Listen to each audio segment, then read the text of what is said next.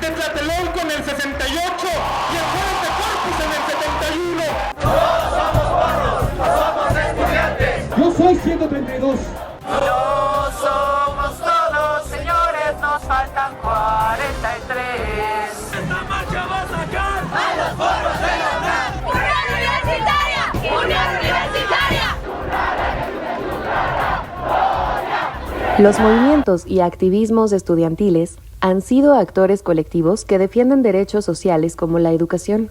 Reivindican el carácter público y gratuito de la universidad, al tiempo que pugnan por cambios sociales que permitan el ejercicio de libertades, que garanticen la justicia social y que impulsen procesos democráticos.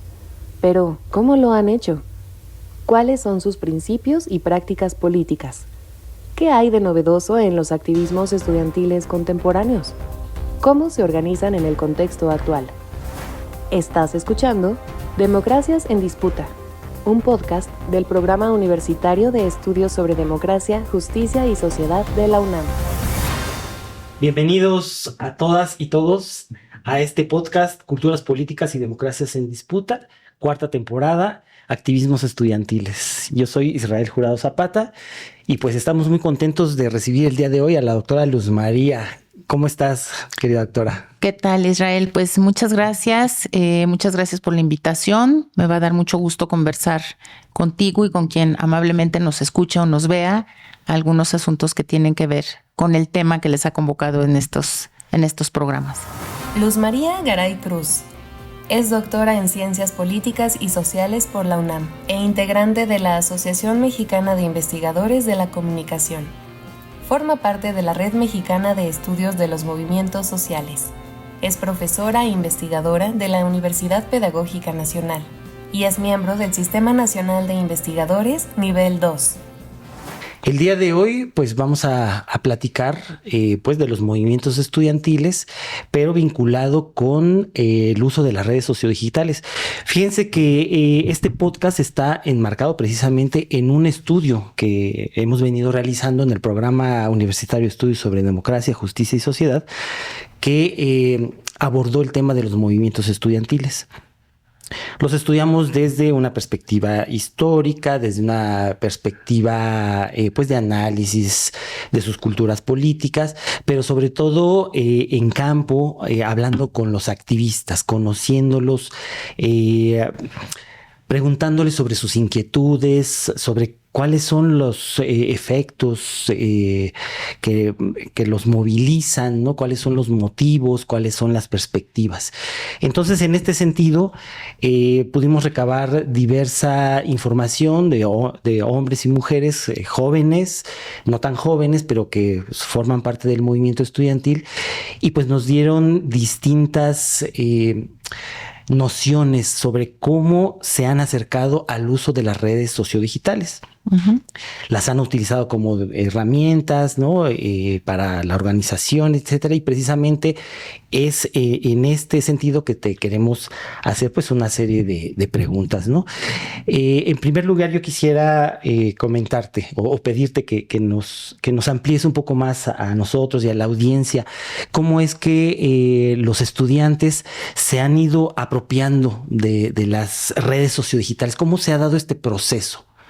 Sí, bueno, pues primero quiero comentar que me parece de esto que tú acabas de decir ahora como parte de este proyecto de investigación, del gran programa, de un proyecto mayor, me parece un acierto siempre hablar justamente con las personas, escuchar lo que están diciendo, lo que están viviendo, etcétera, porque creo que eso es clave cuando hacemos investigación en el campo social, la política, los movimientos, los feminismos, etcétera, ¿no? Sin duda la producción teórica, todo lo que se escribe es clave, pero tener este acercamiento con los actores en campo directamente y conocer lo que sucede, pues nos permite tener una dimensión mucho mayor para ir contrastando justo todo lo que se va produciendo en la literatura, ¿no? Y ahora que estaba escuchando esto que me dices de cómo los jóvenes se han ido acercando a las tecnologías y sobre todo, no cualquier joven, sino los jóvenes que han formado parte de movimientos o los jóvenes activistas, no hombres y mujeres, Creo que ahí hay una dimensión histórica muy importante que tenemos que poner como en claro para poder entrar más en materia. Y es recordar cómo llegan las tecnologías digitales, sobre todo Internet y todos los entornos de Internet, ¿no? Que son las redes sociales, básicamente la famosa Web 2.0, web interactiva, que es la que sí ya permite que las personas usuarias de estos entornos comencemos realmente a tener espacios de mayor interacción, difusión, velocidad de circulación, etcétera, ¿no? Ahí es donde les llaman redes sociodigitales, ¿no? Les empiezan a llamar así. Muy bien, y que ahí, bueno, hay una larga discusión, digamos, porque en realidad las redes sociales existen mucho antes de Internet, pero es cierto que tenemos que reconocer que el Internet y sus características sí nos permiten hablar de otro tipo de categorías, de una construcción distinta, que es la de redes sociodigitales o redes sociales digitales, ¿no?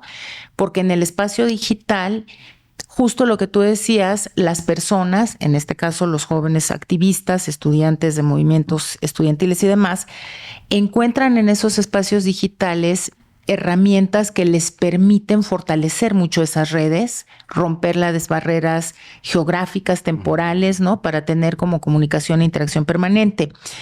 Pero también es cierto que se conforman comunidades virtuales, ¿no? O comunidades en el espacio digital que nunca tienen interacciones en los espacios físicos, por ejemplo, y que todo el tiempo su interacción se da en el espacio digital.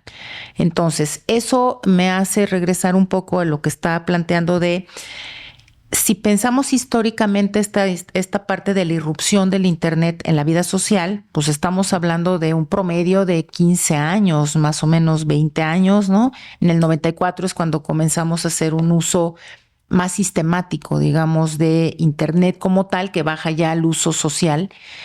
Y del 94 al 2024 ha sido vertiginoso, ¿no? El desarrollo de Internet y la apropiación social.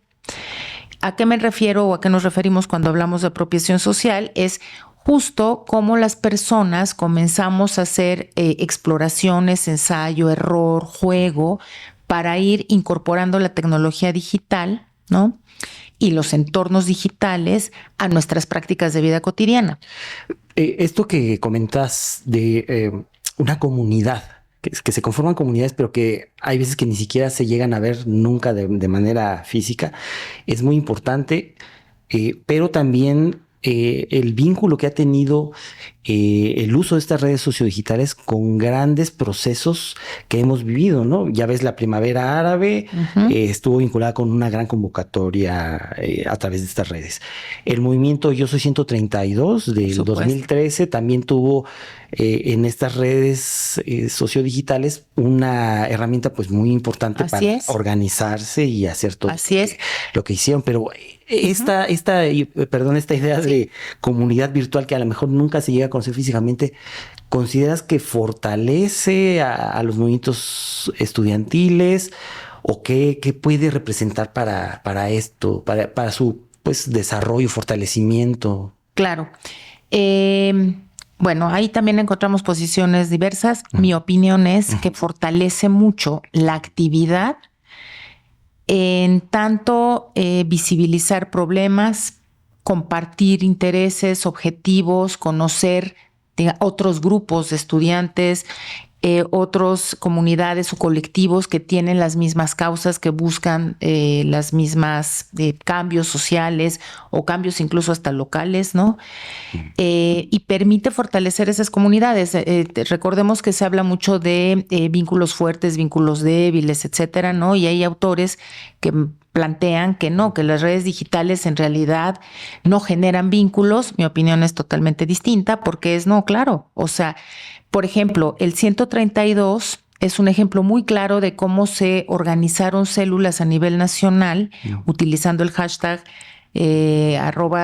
hashtag 132 Acapulco, por ejemplo, ¿no? Hashtag 132 Ciudad Neza, hashtag 132 Ibero. O sea, comienza a convocarse una comunidad que ya va más allá de ser o no estudiante de una universidad, sino se van sumando estudiantes, sujetos de otras instituciones que a lo mejor no necesariamente participaban del gran movimiento, pero que tenían interés en formar parte de esa comunidad, ¿no? En distintos escenarios. En el escenario digital, que era el inmediato, digamos, ¿no? Cuando se suman con el hashtag y tenemos estas grandes tendencias del 132, ¿no? Que están, hay muchos textos escritos sobre el tema, ¿no? Pero también muchos testimonios de los propios activistas, ¿no? Que nos cuentan cuando uno habla con ellos pues yo no tenía mucha idea, pero sabía que tenía que estar, ¿no? Como parte del movimiento y entran en contacto con otros jóvenes y comienzan a encontrar causas comunes. Entonces, ahí hay un ejemplo muy claro de que se fortalecen los vínculos, que es cierto que con el paso del tiempo, pero eso no tiene que ver con las redes sociodigitales, tiene que ver con otros factores, que con el paso del tiempo se van diluyendo, pero el ejemplo muy claro de cómo se reactivaron esas células fue con los 43 de Ayotzinapa. O sea, vuelve a surgir esta narrativa también de un grupo estudiantil, ¿no? Que son los jóvenes de la Normal. Y rápidamente todas estas células que se conformaron en el 132 se reactivan utilizando ahora el hashtag de los queremos vivos, 43, Ayotzinapa, etcétera. Entonces ahí podemos ver cómo esta apropiación de la tecnología que yo decía va de cómo la incorporas en tu vida cotidiana, ¿no? Para estudiar, para el entretenimiento, para lo que sea. Y los movimientos sociales en general, en este caso especial, los movimientos estudiantiles y sus actores han encontrado en las redes y en otros espacios digitales, pero aquí pensemos en las redes, aliados importantes como herramientas de gestión de la comunicación, porque les permite eso, convocar a otras personas, ¿no? Conocer a otros sujetos que están preocupados por las mismas cosas o generar preocupación por un tema que a lo mejor es muy local, como Ayotzinapa, que era muy pequeño, muy local, y de repente con las redes comienza a tener una visibilidad tan importante que rompe fronteras geográficas y se vuelve también un trend topic a nivel internacional.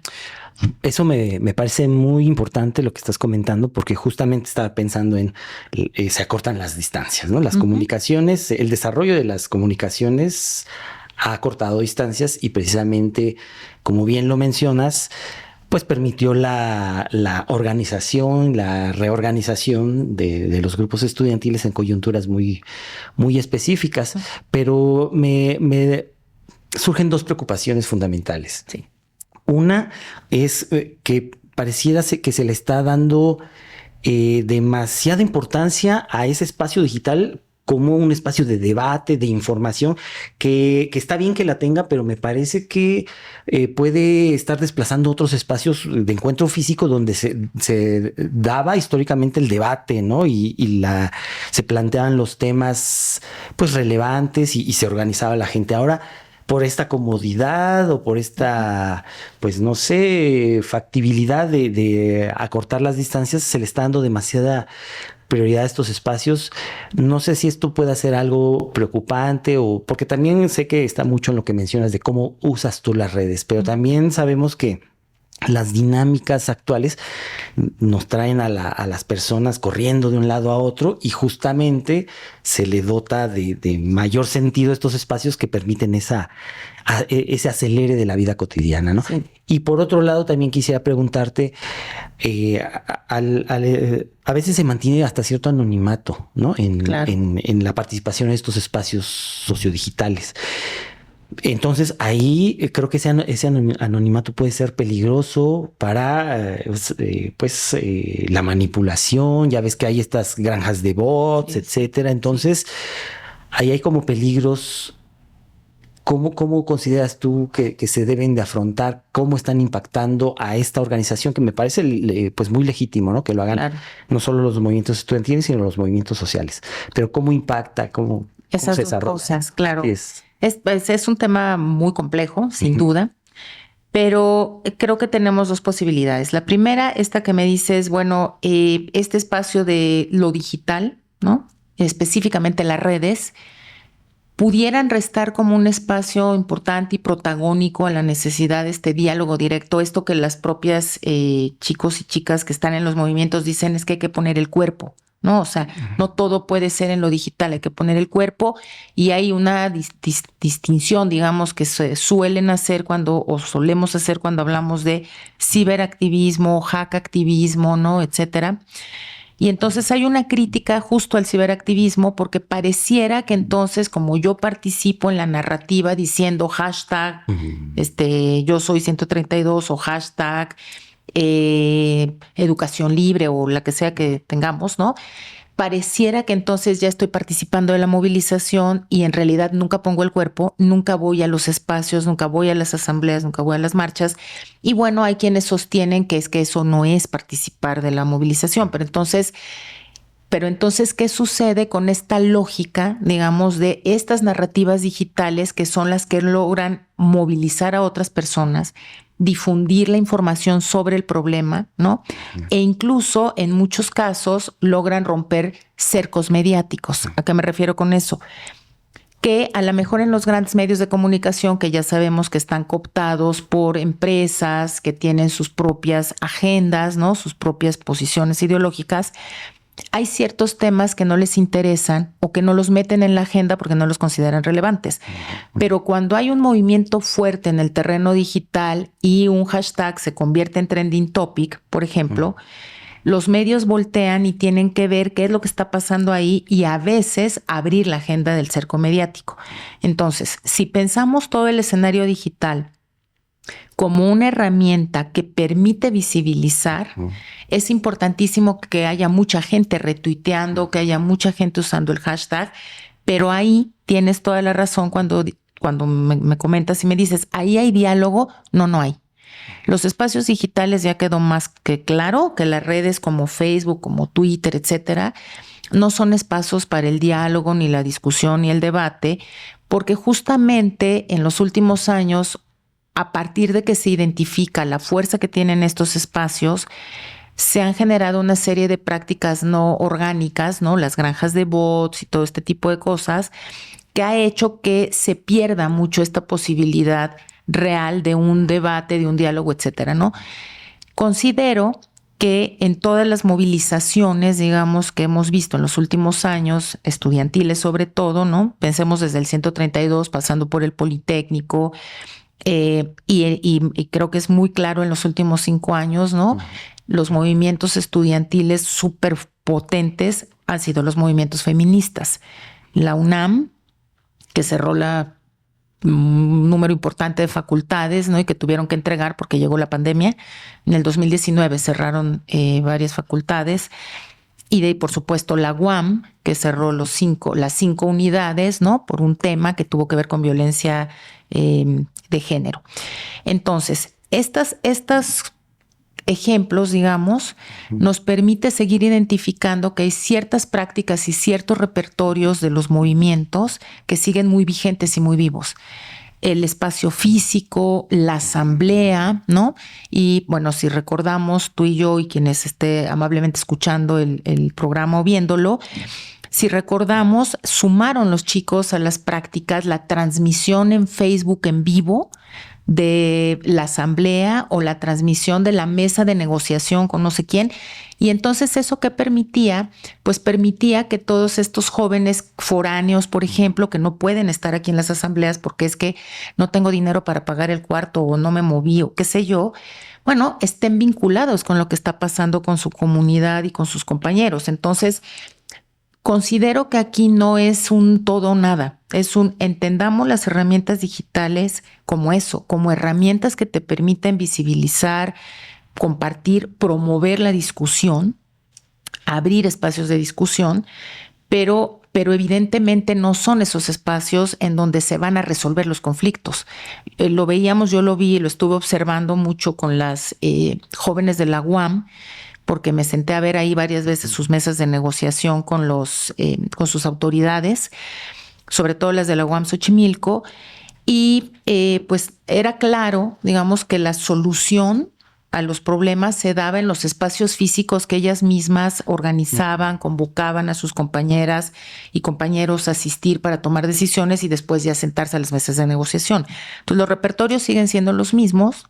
La tecnología lo que permite es, como una herramienta, gestionar la comunicación.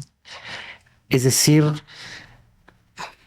los activistas estudiantiles se han apropiado de estas herramientas, pero ello no ha mermado sus repertorios de acción, ¿no? Y sigue pues lográndose ese impacto de la organización para conseguir los fines que movilizaron al estudiantado.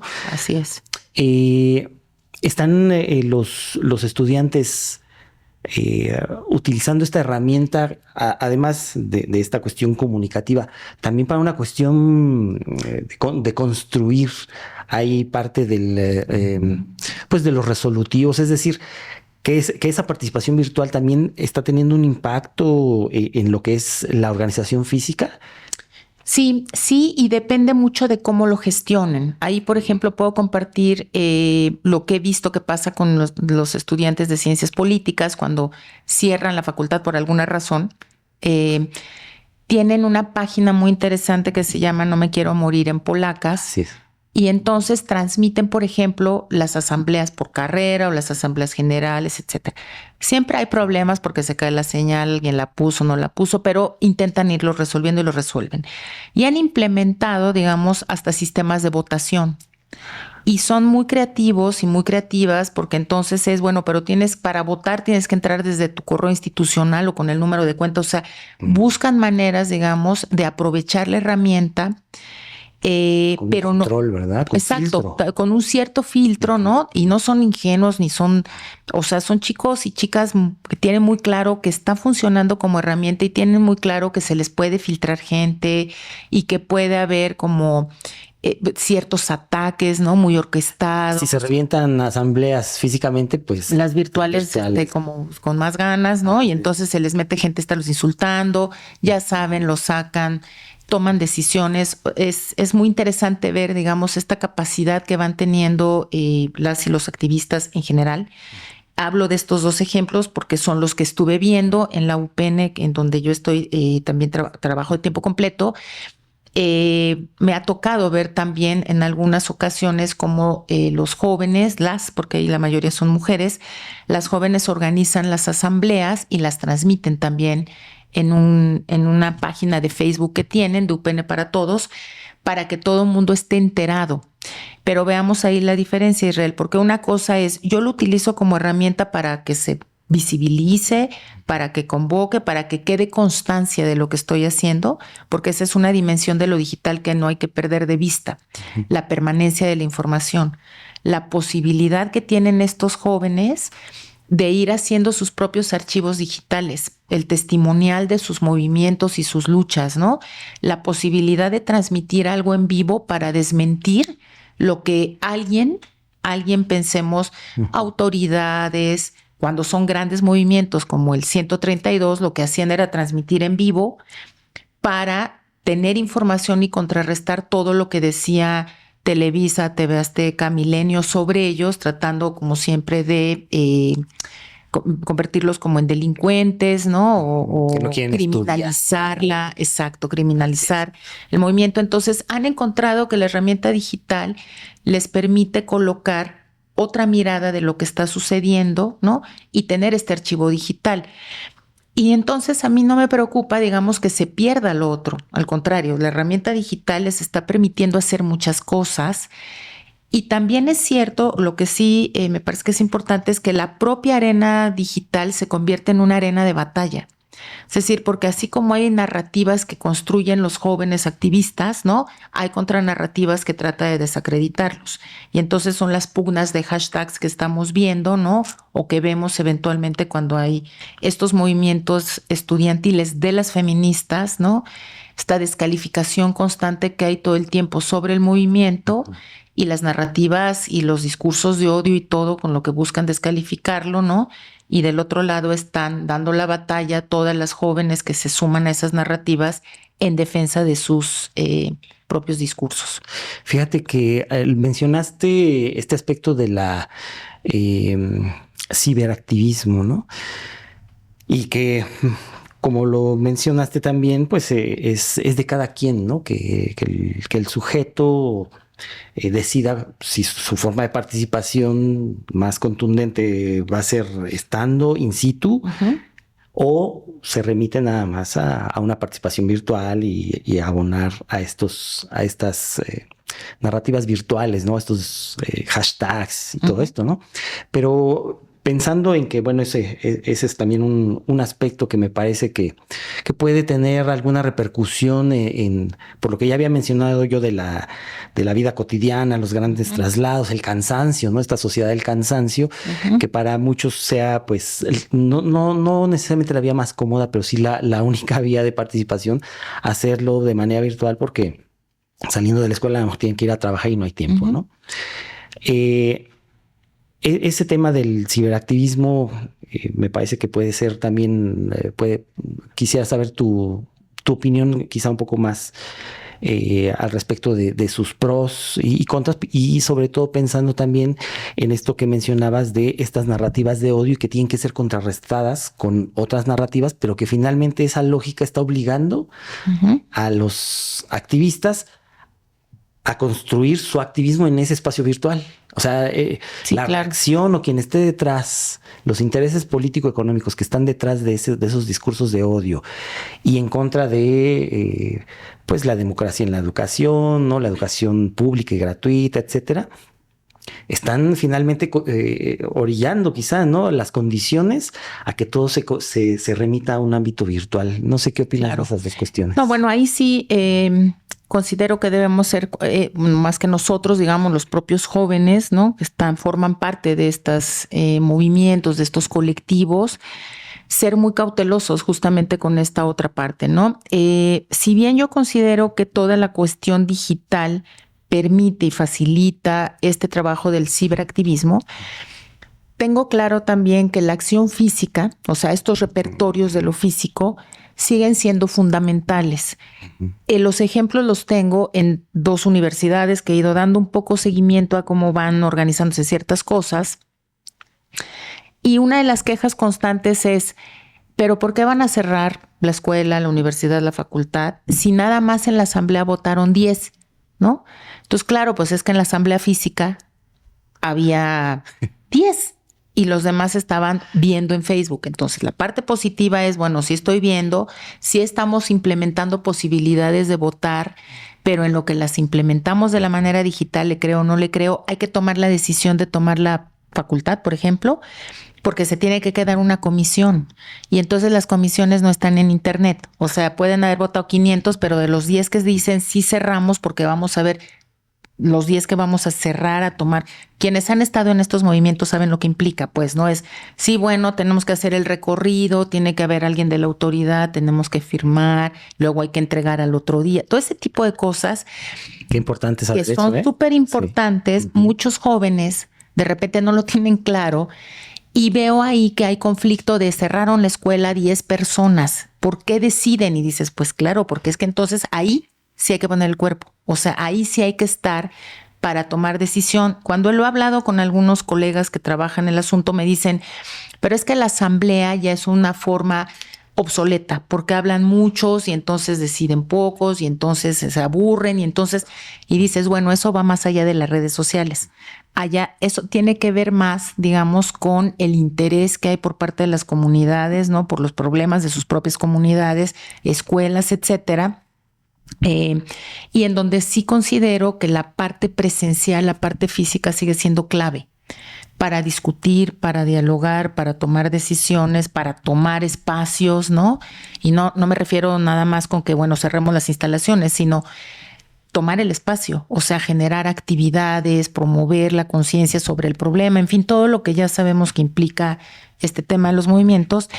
Y ahí sí puede haber un riesgo, digamos, si descansamos todo en la posibilidad de lo digital, del ciberactivismo. Sin duda es importante por todo lo que ya hemos comentado, pero la parte de la acción física, por ejemplo, les puedo compartir un testimonio. Estuve hablando con jóvenes, con mujeres, sobre cómo se estaban articulando para esta defensa, digamos, de la violencia que viven en las universidades en general. Violencia de distinto tipo, ¿no?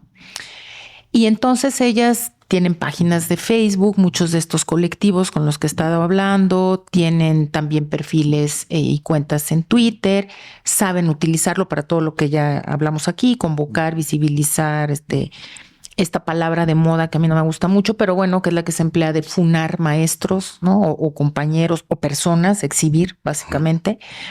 Pero me decían, pero finalmente el saloneo, finalmente la asamblea, finalmente juntarnos a hablar de las cosas, ¿no? E ir en grupo a evidenciar, acompañar a las denuncias. Todo eso que es físico es un trabajo que no podemos dejar de hacer.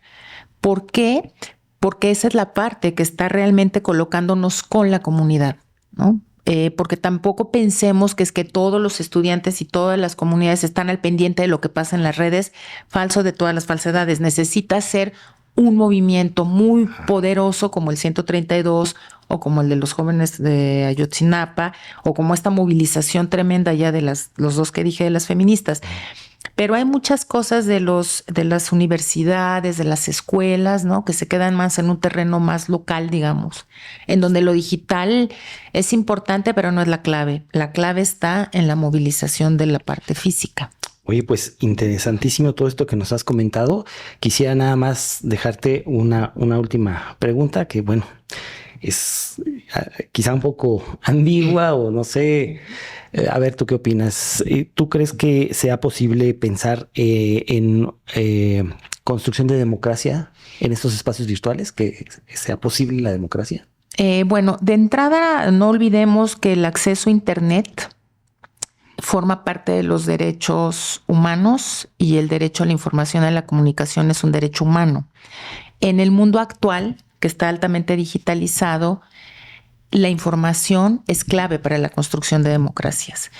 Entonces, si nos colocamos ahí, pensar en el uso de lo digital para convocar y conformar comunidades, organizar movimientos, visibilizar problemáticas, sí puede ser un factor clave para la construcción de sociedades cada vez más democráticas. Excelente, pues te agradecemos mucho, querida doctora Luz María Garay, y le agradecemos mucho a nuestro público. Nos vemos hasta la próxima. Muchas gracias. Este podcast es parte del proyecto de investigación sobre culturas políticas y democracia, realizado por el Programa Universitario de Estudios sobre Democracia, Justicia y Sociedad de la UNAM con el generoso apoyo del Consejo Nacional de Humanidades, Ciencias y Tecnologías, CONACYT.